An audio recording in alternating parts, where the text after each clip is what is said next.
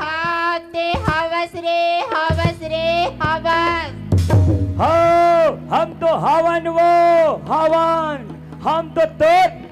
तीरथ में हवन। गाँव की मोजांगा नहीं चले देखा नहीं तोला तू। ले गातार हन्नी चला थे लड़की हो टिक टिक टिक टिक करा थे गड़गे बम्बरी के गाता मेरी मामा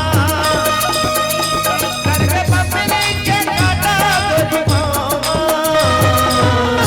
गुलगुल बैठ के दुनिया ने आमद मामा ओ गुलगुल बैठ के दुनिया ने आमद मामा गड़गे बम्बरी के गाता मेरी मामा गड़गे बम्बरी के गाता मेरी मामा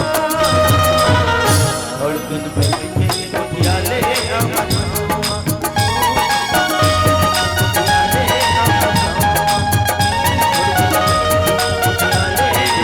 ऐ चलो नहीं कॉलेज दिया था कहाँ पर सागला छोड़ी बरगरी हूँ और घर में माँ भी लेने आती की दिक्कत है